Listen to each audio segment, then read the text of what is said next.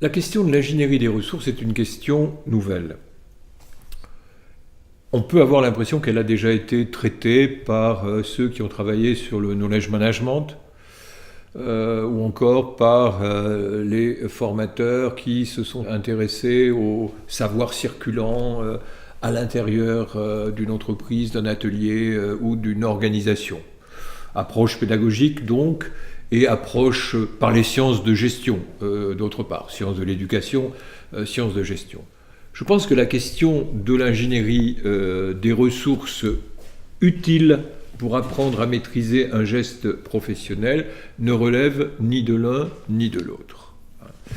Je peux m'expliquer en quelques mots là-dessus. Le KM, qui a sa place dans les sciences de gestion, le knowledge management, s'intéresse en principal à la gestion du patrimoine savoir médiatisé, comme nous avons dit dans notre propos, existant dans l'entreprise. On va gérer les documents existants, on va éventuellement s'intéresser à l'implicite qui n'est pas encore explicite, là aussi vaste débat, mais on est sur cette approche-là.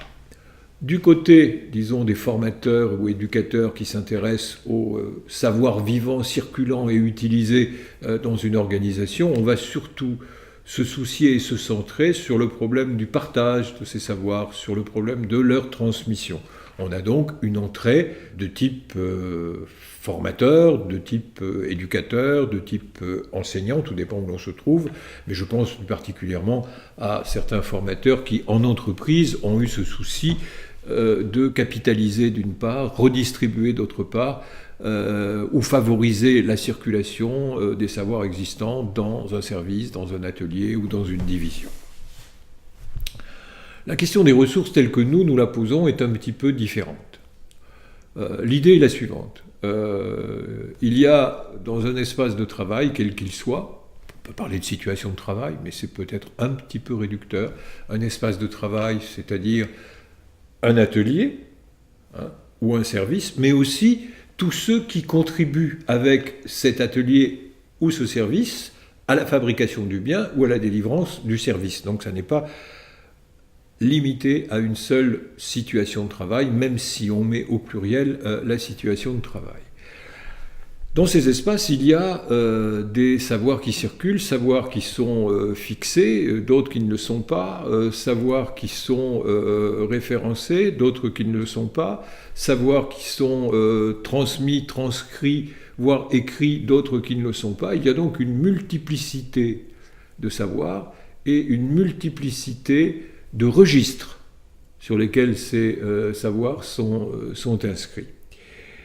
La question qui est la nôtre, lorsque nous parlons de faire l'ingénierie de ces ressources, savoirs sous toutes leurs formes qui circulent dans l'espace de travail, c'est d'attirer votre attention, mais aussi d'attirer l'attention de ceux qui sont sensibles à cette question sur le fait qu'on apprend son métier, on maîtrise son geste professionnel en utilisant les ressources, savoir de toute nature, ou compétences lorsqu'elles sont liées à des interventions qui existent sur site.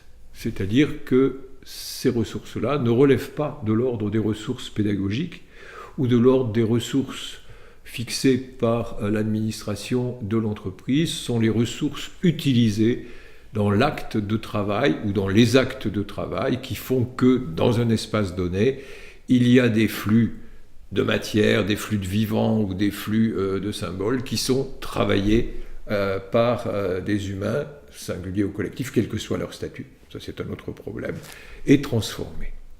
Ces ressources-là sont donc des ressources qui se définissent à partir de l'activité productive.